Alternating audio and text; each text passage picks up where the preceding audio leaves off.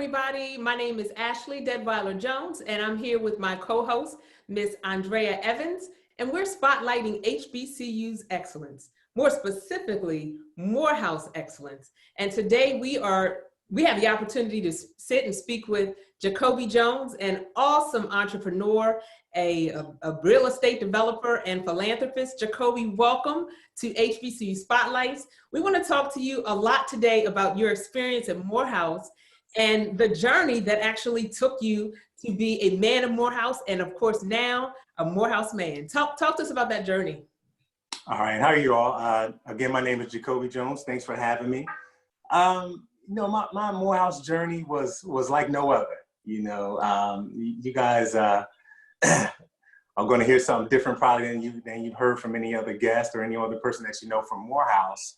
I actually grew up in Pennsauken, Camden area, New Jersey, and I ran track. So, all throughout all my high school years, I ran track. And, my path trying to get to Morehouse was it had to be a full ride scholarship because the way I grew up, my family didn't have money for college at all. So, I pretty much had to make my way.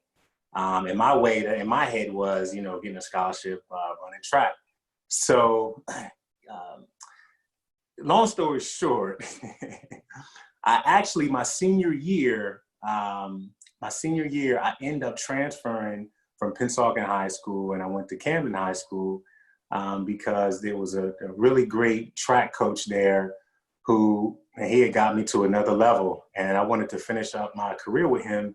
And not only that, I wanted to, kind of get with his influences that he had. He had a lot of contacts with different colleges and things like that. So I knew, me going over to Camden High and, getting with those other hurdlers, and he was a hurdler himself, that I would do great and I would be able to get a full ride to go to school.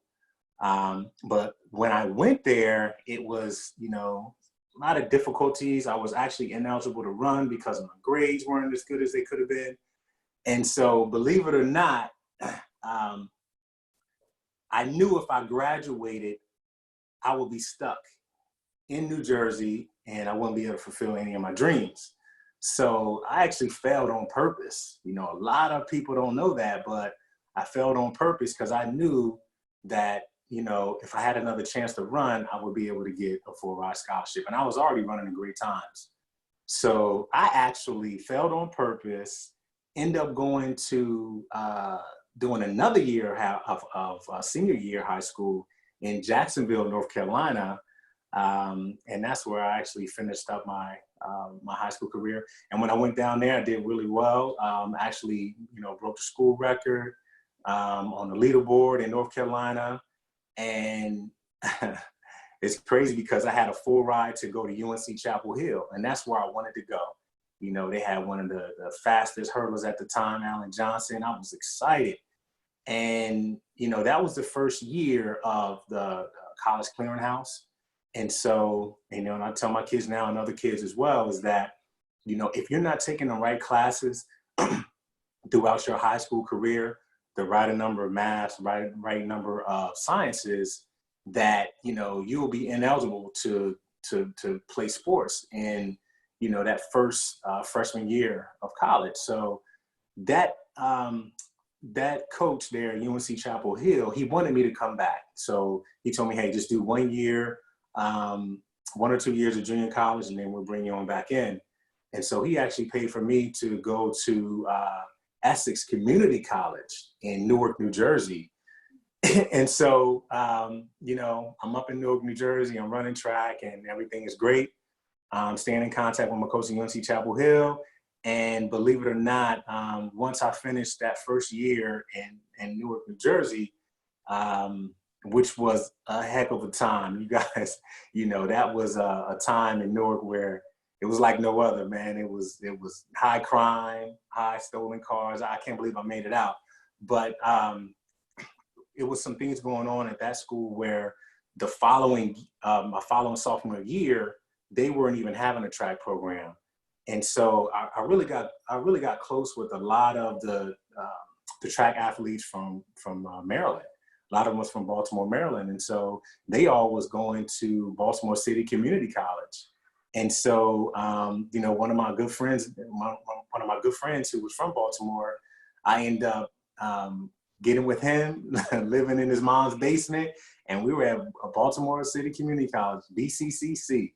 That's where it was. And so, you know, had a great time there. That was interesting times as well. You know, all during this time, I had met a young lady back in New Jersey, and you know, we were together and then we broke up. And I was real competitive. Now, you know, me running track, you got to be competitive. So I was so competitive. At this point in time, me and her, we were, you know, long distance, and you know, it wasn't working out, so we actually broke up. And I wanted to get her back. That was my thing. I'm gonna get her back. So, you know, running track in Baltimore City Community College, we actually had a track meet. A lot of people know Penn Relays. And this young lady, she was going to Spelman College, and I was keeping in contact with her every summer. But when I got a chance to perform at the Penn Relays, the Morehouse College track coach was there. And I ended up talking to him, told him my times. He was excited, like, well, okay, let's do this. And you know, he extended a scholarship to me to come down to Morehouse. And, you know, I had a bunch of other places I could have went on scholarship, but it's crazy when I go back and think of this, because I would kill my son if he did anything like this. But, you know, I've forgone a lot of better, I would say, athletic schools. You know, a lot of people know that, you know, a lot of Black colleges aren't there for the athletics. You know, athletics are the big Division I schools. And I didn't care. You know, I just wanted this girl back, and I wanted to run track, and I wanted to go to school for free. And I was like, I can get all this in Morehouse College, you know. And, you know, I actually was born in Columbus, Georgia. The beginning of my life, we grew up in College Park. And then we transitioned over to New Jersey. So, you know, I had family there, and, you know, I miss Georgia, Atlanta. And I felt like this was the best package for me. And I'm gonna go around and get my girl back. And so my parents was actually upset. Oh man, my father was like, what in the world are you doing? And I end up getting that scholarship at Morehouse and fulfilling my dreams. You know, I would say that was just the beginning part, but that's my path of how I got to Morehouse College. You know, kind of untraditional, but I made it. Well, what an amazing path and inspiring story. And the big elephant in the room, ladies and gentlemen, is Ashley is Jacobi's wife. So, you know, he won the prize with his Spelman wife, and they are just entrepreneur pioneers. And if you all could just see Ashley blushing, you know, and gushing, hearing the story of her husband going to Morehouse to win her back. But Jacobi, now you did a lot of things, and you are, what I loved about that story the most is that you said that you had coaches and people that poured into you. So you definitely had an untraditional path, and you could have given up, but it sounds like you had people that were pushing you along the way. And you are a community man. So talk about what you do in the community. So right now, I actually established a nonprofit called Mending Walls Foundation. And what we do is we focus on housing homeless veterans and at-risk families. So I've been a home builder and home renovator since 2002. And, it's a blessing that I'm able to, fix up homes and things like that. And that's what we do. So we find homes, fix them up, and we work with different government agencies, and we put families in homes. And that's what we do. Yeah. Wow, Jacobi. Well, obviously, I think a lot of you, right? And after that story, I think even more of you. But let's talk a little bit about Morehouse. And I know you, like you said, you kind of jumped from school to school to school, and you knew you had a dream. You knew you wanted to get out of the community that you were in to be successful. How did Morehouse shape you to be the amazing man that you are? Well, experiences that you had while you were at Morehouse? Yeah. So for me, you know, Morehouse has been everything for me. I wouldn't be who I am today without Morehouse. Morehouse taught me that I can do whatever I want. It taught me how to be even more competitive than I already was. And it taught me just education is everything. You know, when I first got to Morehouse College, you know, coming from all the schools that I came from, because I was a great athlete, I really didn't have to do any type of schoolwork. You know, everything was pretty much laid out on the carpet for me. I didn't really have to do much at all.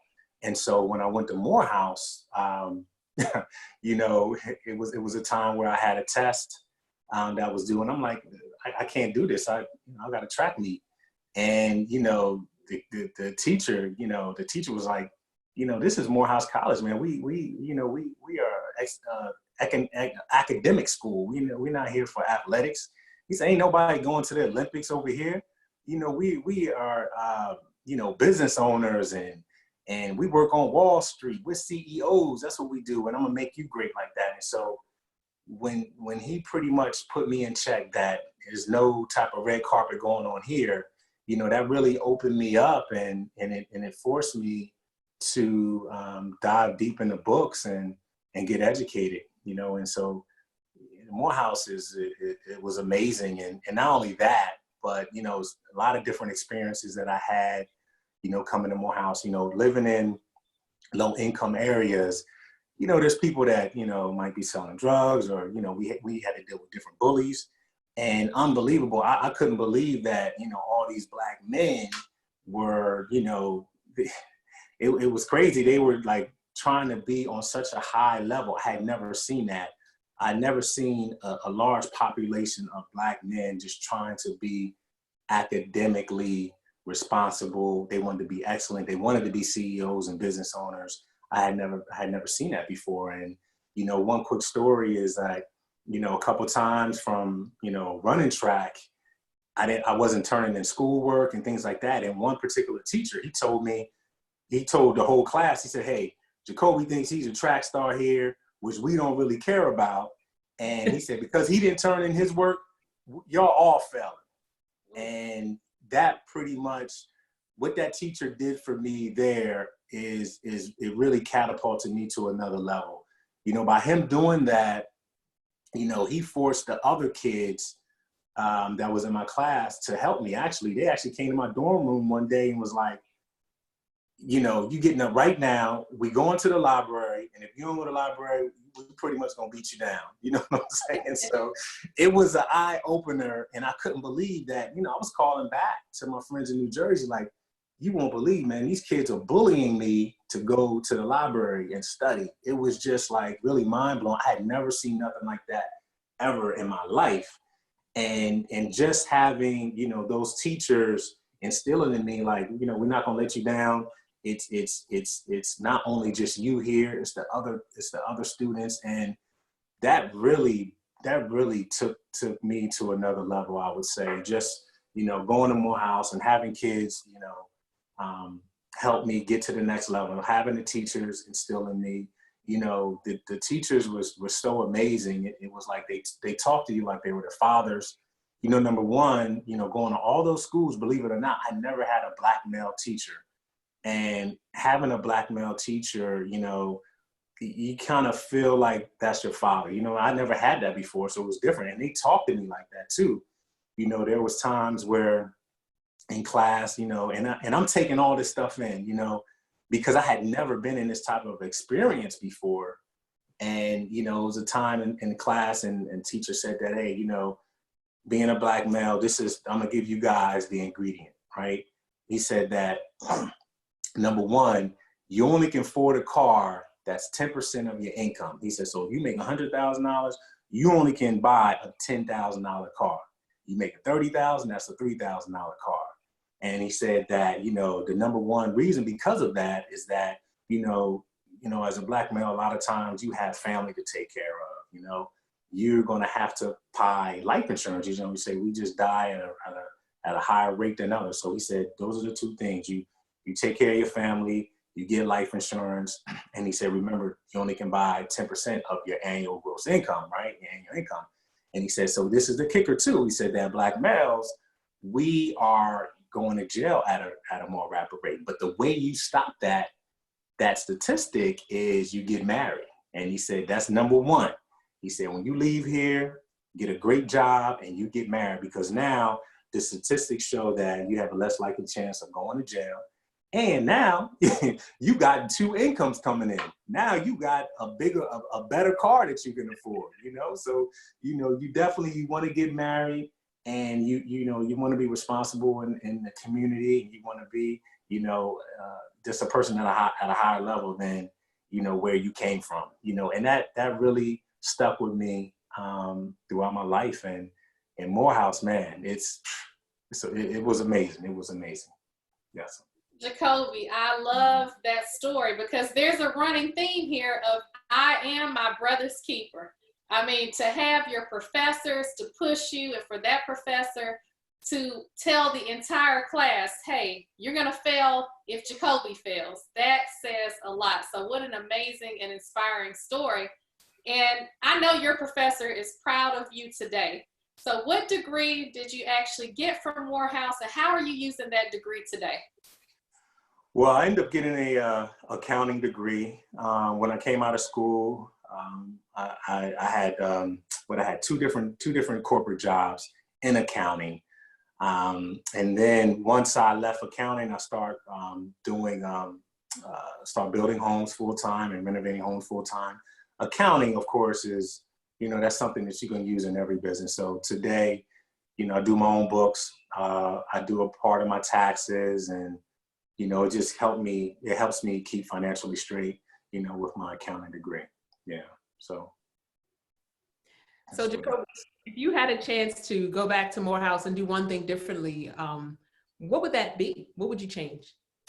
Definitely one thing that I look back that I shouldn't have done. My senior year at Morehouse, I ended up moving off campus. And, once I moved off campus, you kind of lose a lot of connections you had, that last minute answer that someone might be able to, tell you before you go to class. They might have figured something out, study groups. And then I was living in Austell, which, sometimes like 15, 20 minutes away from the campus. And it took a toll. It really took a toll. I thought I was grown, had a little bit of money, got my own apartment. And that was really the worst thing for me, because, not only running track, during that time, I was spending a lot of time in the placement center. So every day after class, I was going and taking on interviews, trying to get jobs for when I graduated from Morehouse.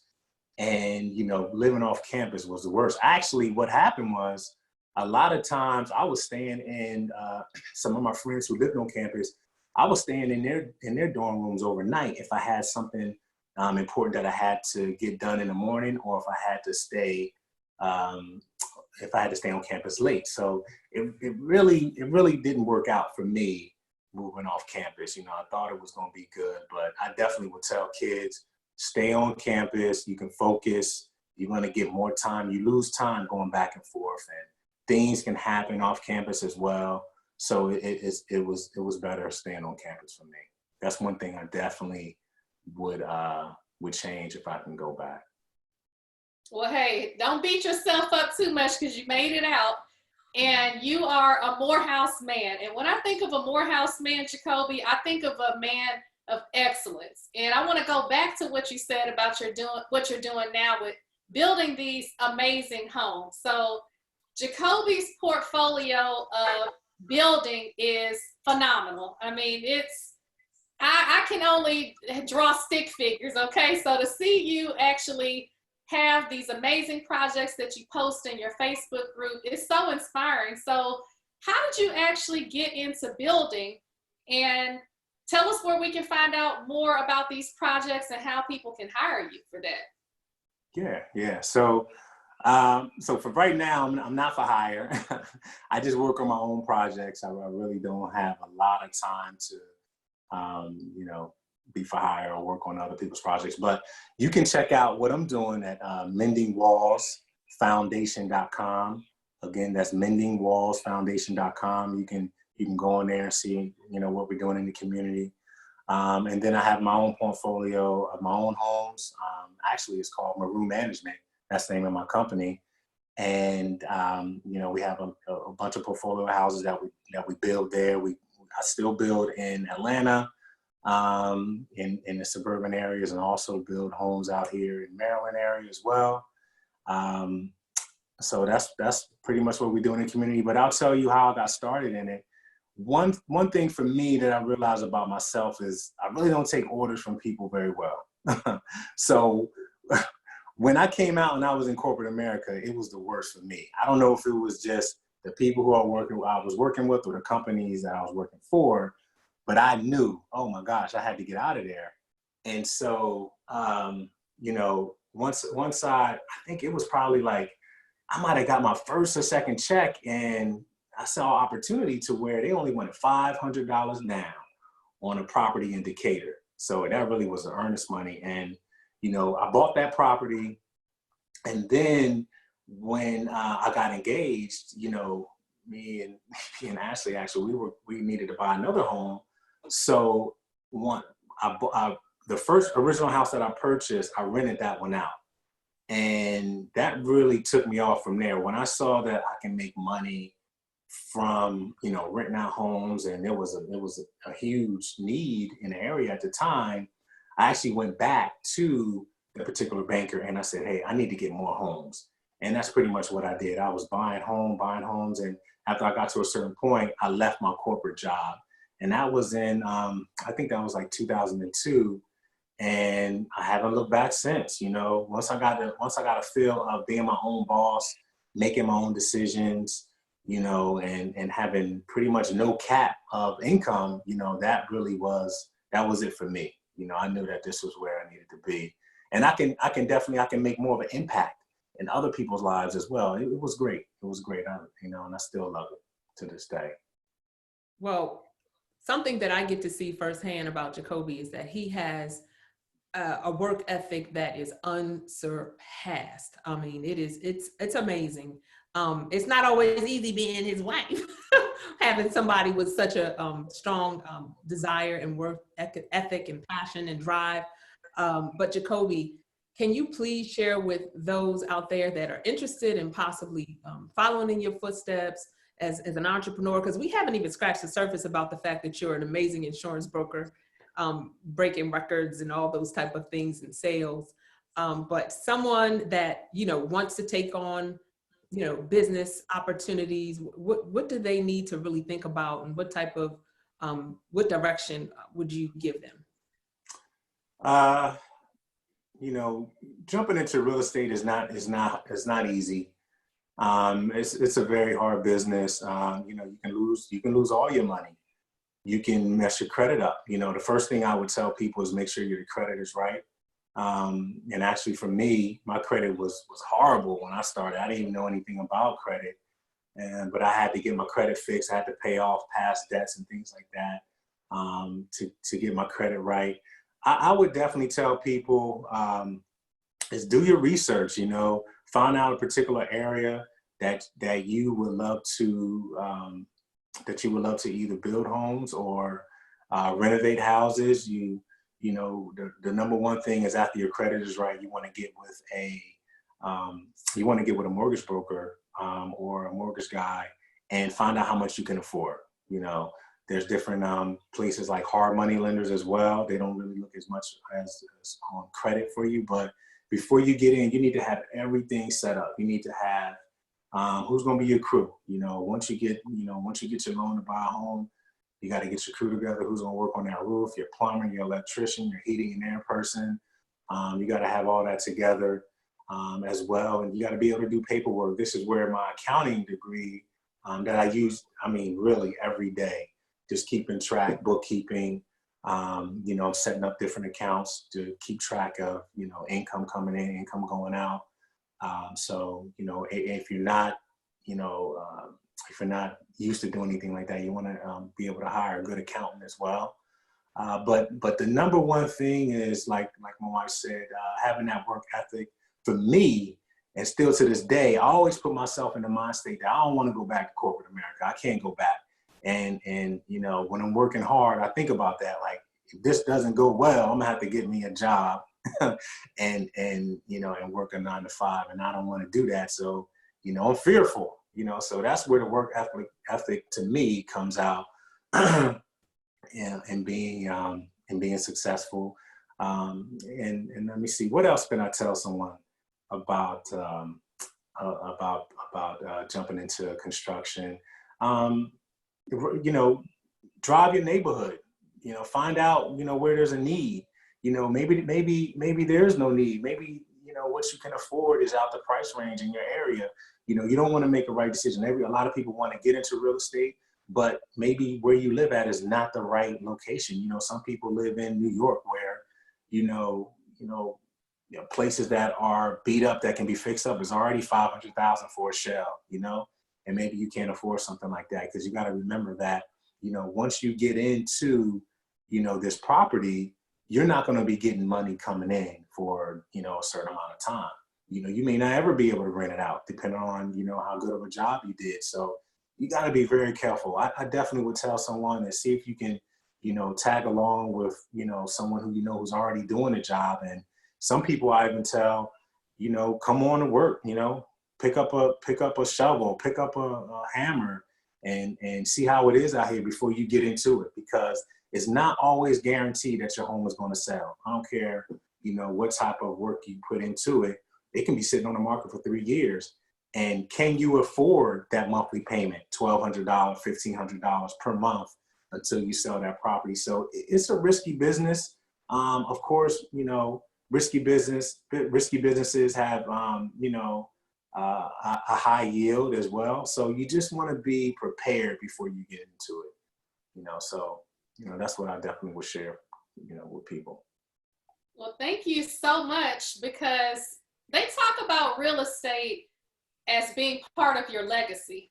And whether you do it as a profession, like what you're doing, or whether you invest, you know, just in your own community, it's amazing because you can pass it down from generations to come. So thank you for dropping those nuggets and for taking the time to talk to us today, because I can feel your passion. And this interview is so inspiring because it's rare that you talk to a husband and wife team, and you all are truly a team, and pushing each other. Both of you have an amazing work ethic, and to be an entrepreneur as a husband, an entrepreneur wife, and both of you be at the top of your game as amazing parents and amazing friends. I want to thank you so much for taking the time to join us today and telling us about your journey from New Jersey all the way. You know, you had a zigzag path, but you made it. And this interview is so inspiring to others that are watching. And you may call it non-traditional, but Jacobi,